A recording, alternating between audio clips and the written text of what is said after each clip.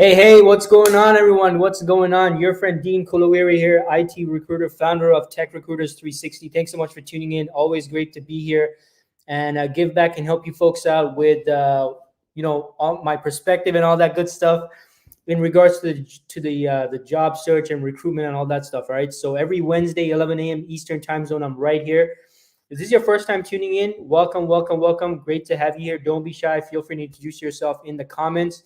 Again, for those of you tuning in for the first time, my name is Dean, and I do this session every Wednesday at 11 o'clock Eastern time zone to share my thoughts, my perspective, my tips, advice, and strategies, and all that stuff that with the end goal of helping people out there in their job search and navigating the job search. Because look, it's not always an easy thing, right? At least for most of us, job searching is not some simple, straightforward thing.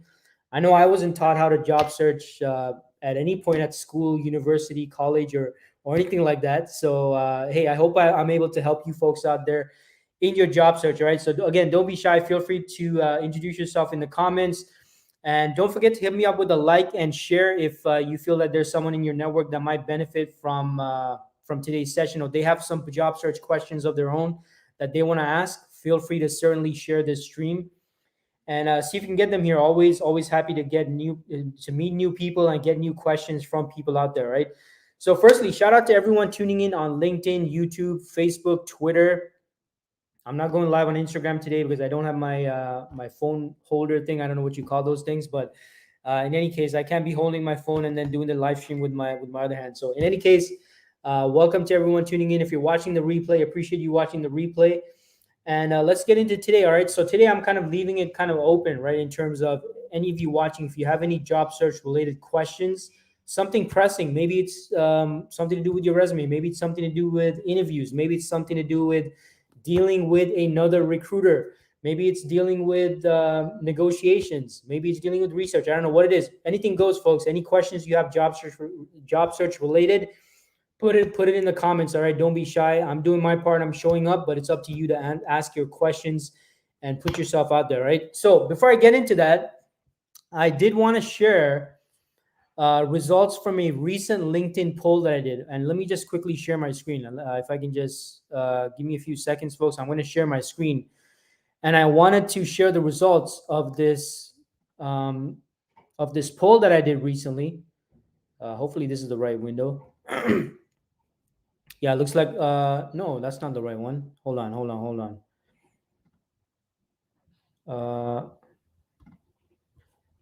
Sorry, give me a couple of seconds, folks. I just gotta make sure I'm sharing the right screen. That was just my LinkedIn main page. Okay, you know what? I'm just gonna use that screen. I'm just gonna go to my page and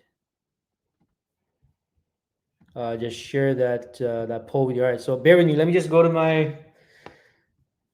Oh, I see what's happened. I open up Chrome instead. All right, so let me just. So hopefully, let me know in the comments if you can see my screen. Hopefully you can. Let me just quickly check on that. Looks like yes. Looks like you can see my screen. All right. So I'm gonna go to posts. And so basically last week, and this was on Friday, I posted a poll, and I was asking people, hey, what's your greatest frustration that you face with staffing agencies, right? I actually wanted to hide the results and show it as like some big announcement or whatever, but I guess that didn't really work out. But in any case, I asked people, hey, what is your greatest frustration that you face with staffing agencies? And I asked them, is it getting ghosted? Is it lack of transparency? Is it not being kept updated? Or is it other, right? Something else. And by 47% of you, and by the way, just keep in mind that there are still 2 days left in this poll. But so far, I've gotten about 188 votes. Not bad, pretty decent kind of amount of people voted. I would have liked more, but hey, 188 people votes is not bad. And 47% of you, so 47% of you said getting ghosted is one of the greatest frustrations you face with staffing agencies. 25% of you said lack of transparency. 26% of you said not being kept updated, and 3% said it was something else. Now, there was a couple of comments from people, and I'm not going to share those comments because I'm not sure if those people want me to publicly, show them on the stream. But a couple of people said, hey, it's all of the above, Dean, right? So I don't know how many of you would actually say it's all of the above. But this is pretty significant. Like getting ghosted is apparently is clearly one of the main things that you folks who are job seeking or job searching, this is one of the main things that you're facing as a major frustration from recruiters. So, and before I get into taking a look at the comments and what questions you folks have that are job search related, I definitely want to share some quick advice on how you can help counter this or minimize the occurrence of this happening. Now, when we're talking about ghosting, let's first understand what ghosting is, folks, and at least at a fundamental level. All right, let's understand what is ghosting. Why? And let's. I'm not talking just about recruiters here. I'm talking about ghosting in general, like professionally, job search related, recruiter related, personal, romantic, whatever it is, friendships, because sometimes in our personal lives, people ghost us as well, right? Now, why does this happen? At a fundamental level, it comes down to a lack of ability to confront, right? Now, it could be negligence. It could be that they simply missed your message or they missed your follow up. Yeah, it could be a whole bunch of human error related stuff. But outside of that, why do people ghost? Why do people suddenly cut off communication? Why do people suddenly avoid interacting with you or conversing with you or communicating with you? Well, in my opinion, I believe it's simply because of a lack of ability to confront. They don't want to confront you with something. They don't want to relay something to you. They don't want to communicate something to you. Now, that does not excuse the behavior. I'm not saying that means it's okay to ghost. That's not what why I'm saying. Oh, it's because they have some fear of communicating. They have some fear of confronting you. Go easy on them. No, I'm not saying that. And definitely from a professional standpoint, as a recruiter, you should not be ghosting your candidates, and I speak about that quite often. If you've been following me for a while, but what I'm saying here is let's examine what the underlying fundamental reasoning behind it is, and it simply comes down to a lack of ability to confront. Now, what can you do as a job seeker, right? Regardless of this, because it's not an excuse. As a job seeker, what can you do to at least minimize the occurrences of these recruiters that are ghosting you, and even the other stuff, lack of transparency, not being kept updated, and whatever other things that you folks are experiencing as your major frustration with recruiters? What is something that you can do to help prevent this? Now, I have dealt with this frustration with from candidates. Like, people have been telling me about this like for almost forever, right? I've heard this all the time from recruiters. As long as I've been posting on LinkedIn, for sure, I've been hearing this frustration with so many people. Dean, recruiters keep on ghosting. I took the time. I went in. I met with them. I took time off work. I went for the interview. I set up the video call. I had the phone interview. I went through like 3, 4 interviews, and in the end, they're not even updating me. They just completely ghosted me. They're not transparent with me, or whatever the case is. Like, it comes down to this whole thing about how can someone ask for your time and ask you to dedicate time to their process, their interview process, their interview cycle, their recruitment cycle, and then suddenly, poof, right? They just disappear. It's just so unprofessional and extremely, extremely frustrating. So look, if you're experiencing this, I 100% understand how you feel. And I totally get that. And especially for those of you out there, you're following up as well, right? Because most of you out there, I'm sure, I'm 100% sure that most of you out there are reasonable people yourselves. I'm talking to you candidates and job seekers out there. Most of you are very reasonable people. You understand that people can get caught up with work and forget to get back to you, and forget to provide you with an update and all that stuff. And what most of you do is you also follow up, right? Because you're like, okay, hey, maybe this recruiter is just busy. Maybe something else came up. Let me follow up with them. So you follow up. They didn't get back to you again. Hey, okay, fine. Maybe they're just really busy at there. Maybe some emergency came up. Maybe some family personal emergency came up. You wait a little bit. You follow up with them again. Still no response. And you keep on doing this. And finally, you're at a point where, hey, look, I've cut them enough slack. I've been reasonable enough, right? I've kind of done my best to account for any other personal matters or anything else that might have gotten in their way, and they're still not responding. And now at this point, you're like, yeah, they're definitely ghosting me. They're avoiding me. So look, I totally get the frustration you folks are feeling right now. What can you do to help minimize this? Because I'm not saying that there's a surefire way to 100% eliminate this whole ghosting phenomenon that's going on. And look, as a side note, folks, I feel like this is where our culture as a whole is going, is that people are just avoiding confrontation, right? Not all confrontation is bad and not all confrontation is good. But the point is, I think as a culture, a lot of us are avoiding real conversations, real feedback, transparency, right? And just confronting these uncomfortable situations. And I just feel like, at least what I see here in Canada and North America, is that there's just this move towards lack of confrontation, which I don't think is a good thing. And we're seeing this in all these areas of our lives, and then definitely in the job search. Now, what can you do to minimize this? Look, my suggestion, folks, on how you can potentially minimize this is simply have a transparent conversation upfront with the recruiter, right? And I'm talking early stage. I'm talking initial conversation, right? Initial conversation, that first pre-screen, that first phone call conversation that you have with the recruiter. After everything's confirmed, they're like, hey, we love your profile. I'm going to present you to the client. I'm going to present you to the hiring team. Right at that point, folks, you have to bring out your expectations. You have to be transparent about what your expectations are from the recruiter moving forward. And the reason why I'm suggesting you do this is in most cases, most of the time, when I've ever had a chat with someone and they're expressing to me this frustration about recruiters, I always ask them, hey, did you set your expectations up front? Did you set the boundaries? Did you set the rules of engagement up front? And 99% of the time, most of the job seekers I ask this question from, they're like, no, I didn't. I thought that's the like you that's I thought that's what the recruiter is supposed to know this stuff. And sadly, folks, yes, recruiters should know this stuff. Recruiters should not ghost you. But I'm just looking out for you folks here, right? And I'm just saying that given the current environment, the current culture that we're in, the current way of things, and unfortunately the way that many people might be behaving out there in terms of ghosting and not really getting out what exactly their issue is, you have to be upfront about your expectations from the recruiter. So again, when you're at that first conversation, when everything's wrapped up and they're going to present you to the client, just have a transparent conversation right then and there and let them know, hey, Mr. and Mrs. Recruiter, appreciate you coordinating this for me and appreciate you presenting me to the hiring team. And I just want to know, what should my expectations be in terms of getting feedback from you? Just ask them a question, folks, put them on the spot. And the recruiter will let you know, right? Hopefully they'll let you know, right? And they'll be transparent. They'll be like, yeah, I mean, I always keep my candidates updated.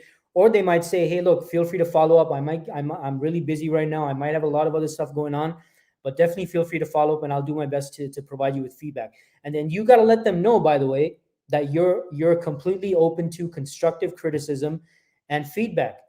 Because the other issue that recruiters oftentimes deal with is they provide the feedback to people and it might be negative feedback, and people, candidates, job seekers, job applicants, they lash out at the recruiter for providing that constructive criticism or maybe that potentially negative feedback.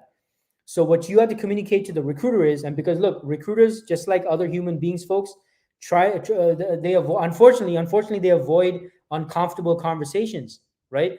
Now, I'm not saying this is right, and I'm not saying this is something I do. I'm fine with it, but that does not mean every recruiter out there is comfortable with these uncomfortable conversations where they have to convey negative feedback or constructive criticism, or let you know that, hey, you're not being considered for the role because of reason XYZ, right? So you have to let them know up front, hey, look, I know that giving constructive criticism or negative feedback might be uncomfortable for you, Mr. and Mrs. Recruiter, but I just want to let you know up front, I'm fine with it. I will take it professionally, but I do expect you to provide me with feedback, right? Whether it's positive, negative, or even if it's no feedback. And you got to basically set your expectations up front, folks. That's what I'm trying to tell you here. You have to set those expectations up front and be clear about that, and that will help you minimize these occurrences of getting ghosted, lack of transparency, not being updated, and anything else. And again, I'm just saying this will help you minimize those occurrences, because look, there's still going to be recruiters out there where you do this with them, you let them know your expectations, you're transparent about what you expect from them, and they're still going to ghost you. There's still going to be a lack of transparency. They're still not going to update you. It's going to happen. But what I'm saying is, if you're upfront about your expectations, you set the rules of engagement, you set the ground rules, at least you put that up out there in the open, right? At least now you put it out there and you've gotten an actual agreement, or at least they're agreeing with you, at least at that point in time. So now when you follow up with them and you keep following up, right, and you check in with them multiple times and they're still not getting back to you like they said you would, at least now you know for sure that this is a recruiter that's not sticking to their word. They're not going by the agreement that they made with you previously at the beginning when you set the rules of engagement, and you were like, this is what I expect from you, Mr. and Mrs. Recruiter, and they still don't get back, and you've done your follow up, and they still don't get back. Hey, now you know. Hey, is this a recruiter I want to work with in the future or not? Well, that's up to you to decide, folks, right? But look, that's my advice for you if you're experiencing this, and how you can minimize these occurrences of getting ghosted. You have to set your expectations up front. Do not assume the recruiter is going to be someone that's gonna get back to you. They're not going to ghost you, or they're going to think that you need that feedback. And look, sometimes there are cases where they can't provide you with feedback, but that in itself is feedback, right? And just to give you an example, I sometimes experience this myself when I'm representing a client, an organization, and they might have a policy where they don't give feedback, they don't provide feedback, because this is not in all cases, but sometimes some organizations, they actually have candidates go back and then sue them and take them to court and stuff like that. And because of that, at some point in time in the past, they decided, hey, no more giving feedback. We're not going to do this. We're not going to go through this again. And for those reasons, they don't provide feedback. And oftentimes what happens is I'm representing a candidate and they're like, hey, Dean, it's been a while now. I'm not receiving any feedback. So at the very least, as a recruiter, what I can do is I can explain to the candidate, hey, look, we have not been able to get feedback from the client, from the organization. I will keep trying to get feedback on your behalf. But if not, I'm going to have to assume at this point, Mr. and Mrs. Candidate, that for whatever reason, they're not looking to consider you for this role. And again, I will continue to see if I can get feedback for you. But at this point, let's look into other opportunities. Let's assume that they're not going to move forward at this point, because it's been a couple of weeks now. I will keep you updated if there's any other updates or anything like that. But let's move on to other opportunities out there. And let me get in touch with you if something else comes up. At the very least, as a recruiter, you should provide that update to the candidate, folks. All right. If you're a recruiter watching this, this is how you build those relationships with candidates. This is how you build those relationships with people over the long term, right? Because even if there's no update, that's no excuse for you to not provide an update to your candidate. No feedback, no update is an update, right? So you should be relaying that to the candidate at some point, right? So just keep this in mind. And look, for the job seekers out there, try this out, folks. I mean, be upfront about your expectations. I'm not saying it's going to 100% eliminate ghosting and lack of transparency and not being updated. But what I'm saying is it will help reduce these occurrences. All right. So hope that helps. And by the way, while I'm at it, I've just noticed my post for the current roles that I'm recruiting on. So look, if you're an IT professional watching this, I'm recruiting on a couple of roles right now. So I'm recruiting on a technical analyst position, looking for someone with 5+ years of experience with strong systems administration skills. Now, the two key things in this role, aside from the core systems administration ability, is very strong expertise with Office 365 and very strong expertise with Microsoft Cloud Azure. So just keep that in mind. I'm also looking for a solutions consultant. And this role must be someone from an IT networking and security background. Also looking for 2 IT sales account managers, must have 5+ years experience selling in enterprise level, large scale IT solutions. All right. So if you're interested, if that sounds like you or someone feel free to let me know. Send me a direct message or send me an email, dean@techrecruiters360.com. All right. So let me get into the questions, and I'm happy to answer any questions you folks might have, job search related. And we'll get into the Q&A at this point. All right. So hope that information was helpful. All right. We got Kinjal here. So shout out to Kinjal. Kinjal, appreciate having you here. So Kinjal says, I'm Kinjal, currently pursuing PG. I guess PG means postgraduate in human resources management at York University. Oh, all right. Nice. I'm a York University graduate myself, Kinjal. So great to have you here, and hope you're having a great time over there. So Kinjal says, I'm looking for an internship opportunity in HR. So which job platform is best to get internship or part-time job in HR or related field? Kinjal, my advice to you, my friend, is use every platform available to you.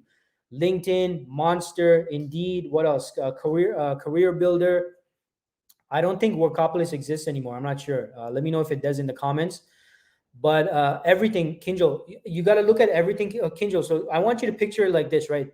This is your goal, right? Let's say this is, I don't have anything I can use as a visual thing here, but let's say this is your goal. You got to figure out, Kinjal, all the different paths that are going to get you to this goal, right? So you got to figure out, okay, my goal is to get an internship in HR, and I want you to do like what are those things called, like a brain map or something like that. but put it on a sheet of paper. Write out, that's my goal, get an HR internship. But you need to map out, Kinjo, all the various angles and paths and avenues you can use to get there. So LinkedIn, what else? Indeed, Monster. Also, what you want to do, Kinjal, is just network directly with hiring teams or HR departments, because in your case, you're looking for an HR internship. Just start networking with people in HR at these companies you want to work for right now, starting right now, Kinjal, right? So make connection requests on LinkedIn, send them direct messages, introduce yourself, let them know you're a student, you're looking to do an internship. And most people out there, everyone's been a student at some point in their lives, Kinjal, right? Everyone's been a student, everyone's been a graduate, everyone's been a new grad. Most people out there will empathize and sympathize with you, and they will see if there's any way that they can get you in for an internship at their organization. But you do have to reach out to a certain number of people, right? Don't just reach out to one or two people, not get a response from them, and be like, oh, Dean, well, I reached out to people and nobody responded. No, you got to keep reaching out to people, multiple organizations, multiple points of contact within the organization. So for you, because you're looking for HR internships, Kinjal, I would suggest reach out to companies, reach out directly to HR managers, the director of HR, the VP of HR, maybe even the CHR, what is it, CHRO? Yeah, Chief Human Resources Officer, right? And variety of organizations, startups, small size organizations, medium size, large size organizations. I mean, the sky's the limit, Kinjal, right? So look, use every avenue, every path available to you, Kinjal, to get yourself in front of these organizations and introduce yourself, and see if you can get yourself that HR internship. And again, use those standard job boards as well, and for the job postings and stuff like that. And upload your resume onto Indeed, Monster, Career Builder, and any other job sites out there that might be popular at this time. All right. Hope that helps, Kinjal, and hope that helps you in your quest for an HR internship. And I do wish you the best. Let me know if that helps. We got a question from Smarty Patel. Hey, Smarty, how's it going? I believe that we chatted on LinkedIn recently, but good to have you here, and thanks so much for tuning in. So Smarty says, my name is Smarty Patel. I have been actively looking for opportunities in software testing, but had no success. What is it that recruiters are looking for on the entry-level positions? Okay, so Smarty, great question here. Now, for the most part, Smarty, and by the way, thanks for tuning in, Smarty. But for the most part, Smarty, when it comes to entry-level positions, I would shift my focus to networking with and making connections with corporate in-house HR recruiters. Staffing agencies, for the most part, don't spend most of their time recruiting on entry-level positions. Staffing agencies, for the most part, they focus on intermediate to senior level positions. And I'm talking about tech recruitment agencies for the most part. Yes, agencies do get entry-level positions every now and then, but most of our attention is on intermediate to senior level positions, right? So if you are connecting with recruiters, first and foremost, Smarty, you want to aim for corporate in-house internal recruitment teams at companies that might be hiring for software testing positions, right? So that's first of all. And the second, and in terms of what these recruiters are looking for is, well, I mean, it depends on what the requirements are for the role, right? Now, I'm not sure if you have any previous software testing experience, Smarty. I can't remember that. But if you do, you want to highlight this on your resume, and you want to highlight any academic projects you did in software testing or software testing related. The mistake so many people do when they're applying for entry level positions is they think, oh yeah, I'm an entry level person. I did some courses, but I know that those courses aren't professional experience, so I'm not gonna mention those in detail on my resume. No, big mistake, folks. If you're an entry level person, you're aiming for entry level positions, and companies are hiring someone entry level, and and companies know, look, we can't expect entry level people to have a significant professional experience. So what is the company going to look at, folks? Well, they're going to look at your academic projects, your academic experience. But guess what? If you're not listing out those academic projects and experiences on your resume or your LinkedIn profile, then they've got nothing to look at, right? What are they going to look at? It's most of you, what you're doing is on your resume, you're writing, whatever, like a diploma, computer software engineering or software testing, January 2017 to whatever the recent date is, right? But you're not listing out in detail what projects you completed, what kind of technologies you were working with on this project. If you don't have work experience, folks, and you're applying for an entry-level role, list out your academic projects, right? Or even if you have work experience, but it's not significant, then have a section where you elaborate on and mention those school projects in more detail. And I don't care if it's college, I don't care if it's university. If you've done some projects related to your field, then you want to mention and list out those projects in your resume and also your LinkedIn profile. And you want to talk about these projects because it shows that you have knowledge and you have an understanding of this field you're trying to get into. That is an entry level role. So you do have, everyone has some leverage, folks. You gotta use what you have. You got to look for the transferable stuff. You got to look for the relevant stuff. And then you got to highlight that on your resume. Because if you're not talking about this stuff on your resume, no one's going to know that you took, like 3-4 courses in Java or .NET or C# or Python or whatever it is out there, right? If you're not listing out these project details and you're a new graduate or you're a student, no one's going to know that. So you got to mention these stuff. You got to leverage this stuff on your resume, right? So hope that helps, Smarty, right? You want to leverage, if it's an entry-level role, leverage your existing experience. Make sure it's communicated on your resume, on your LinkedIn profile. And that's what you want to highlight on your resume and your LinkedIn profile. That should get the attention of recruiters. Now, that being said, one final piece of advice, Smarty, do not depend solely on connecting with recruiters. All right, I'm telling you this as a recruiter myself. Do not depend solely on connecting with the recruiters. You also want to, just like similar to what I told Kinjal, you want to make direct contact with potential hiring managers, hiring teams at the organizations you want to work for, right? Because they are the major decision makers. Yes, as recruiters, we are involved in the recruitment cycle, but we get our requirements from the hiring team, and the hiring team is the absolute ultimate decision maker. They're the ones who can make decisions and exceptions and concessions when it comes to candidates, right? So, for example, if me as a recruiter, if the hiring team's told me, Dean, we want someone with X, Y, Z, and that's what we want you to find, then I'm going to go out there and I'm not going to be very flexible with those requirements because my client, the hiring team, has told me, hey, we're paying you to find people with X, Y, and Z. No exceptions. That's what we want. We're paying you for. We want you to find people with those specific skill sets. Now, might I still present candidates who might be missing a thing or two? Yeah. I mean, based on how well they present themselves, how strong their experiences are and stuff like that, I might go back to the hiring team and say, hey, look, this person doesn't have everything, but they have this and that. Would you still consider them? Yes, I might do that, right? But in most cases, I'm going to focus my attention on people who have every single thing the hiring team's looking for, at least those top things the hiring team's looking for to get back to. Now, if you approach the hiring team directly, however, and I'm just keeping it real here, if you're a candidate, you don't have everything that's listed on the job description, you approach the hiring team, you manage to get on a quick phone call, or maybe you chat with them on LinkedIn. They have the power to make exceptions, folks, right? So don't just depend on recruiters. Now, if you're being represented by a recruiter, you're in an active interview cycle. You do not want to bypass the recruiter and go to the hiring team. That is bad. It's not going to reflect well on you. You're going to piss off the recruiter. They might never want to work with you again, right? But what I'm saying is, outside of that, you're at the initial stages. You're at the job application stage. Don't just depend on connecting with recruiters. Also try and make connections with and network with actual hiring managers and hiring teams as well. All right. So hope that helps, Smarty. All the best. Let me know if that helps you. And hey, thanks for tuning in and great question there. And by the way, to Smarty and Kinjal, you both asked some great questions.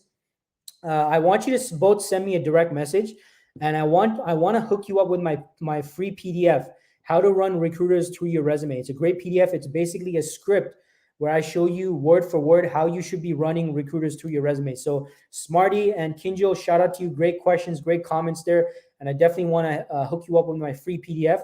So after the session, after today's live stream, just send me a direct message. Just remind me, and I'll send you a link to download that PDF, right? And I guarantee it's going to help you in your conversations with recruiters. So if you're still there, Kinjal and Smarty, send me a direct message after the session. Just remind me, and I'll send you a link to download that free PDF, right? So we got Kinjal. Kinjal says, thank you. I have applied for many internship positions on Indeed, didn't get much response, and also I do not have any previous experience in HR.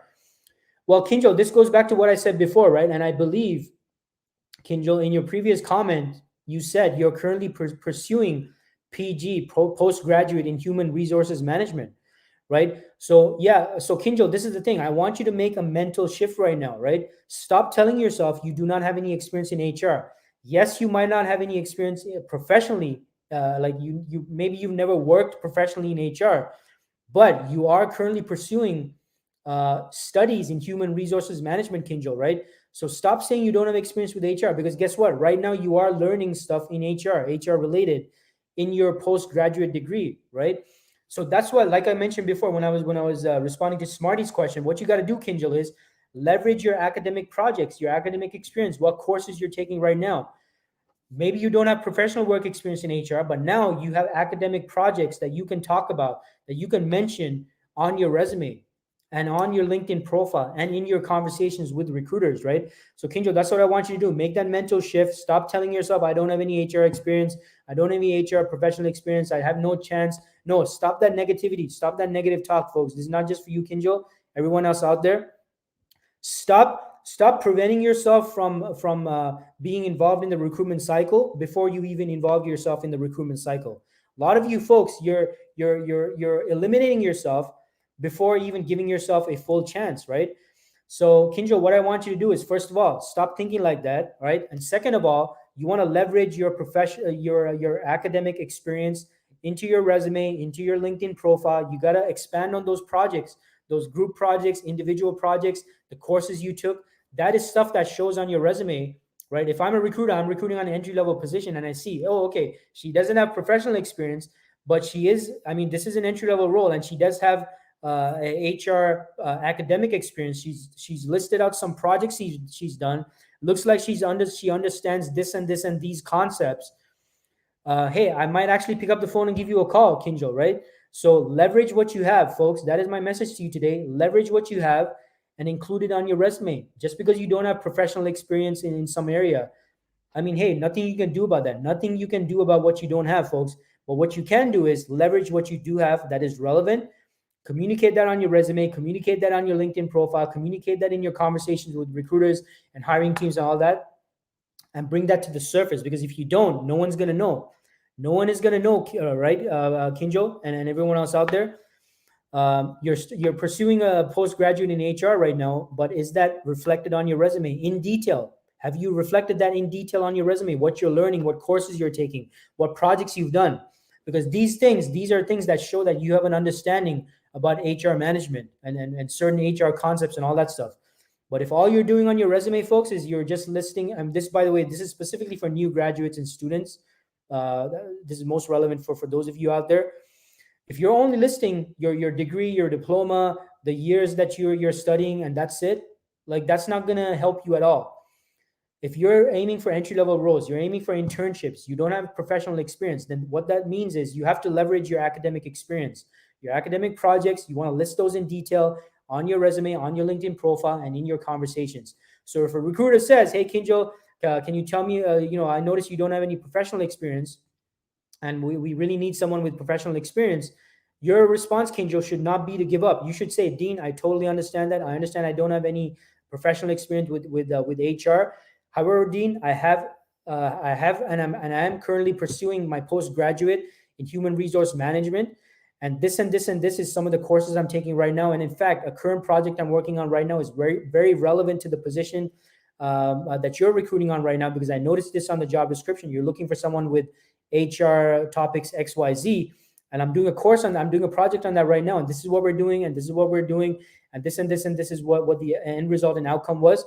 Hey, guess what, Kinjo? You just showed to me that you do have an understanding of HR concepts and whatever it is you're learning that you can bring to this role, right? So don't give up. Again, folks, by the way, folks, I posted a video on this a few days back. So go to my LinkedIn profile after this session and look at that video. It's a 60-second video, very short clip. Do not let your shortcomings get in the way of you getting what you want in life, folks. Everyone has shortcomings. No recruiter out there, no hiring manager out there expect you to meet each and every one of those 20 to 30 things listed on the job description. No reasonable, realistic hiring manager out there is going to expect that, folks. So don't let your shortcomings prevent you from getting what you want, right?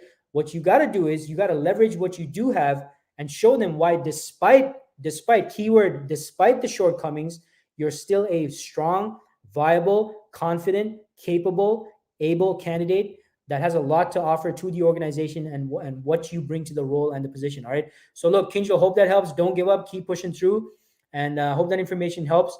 And Smarty says, yes, definitely this helps a lot. Thank you very much for the useful information.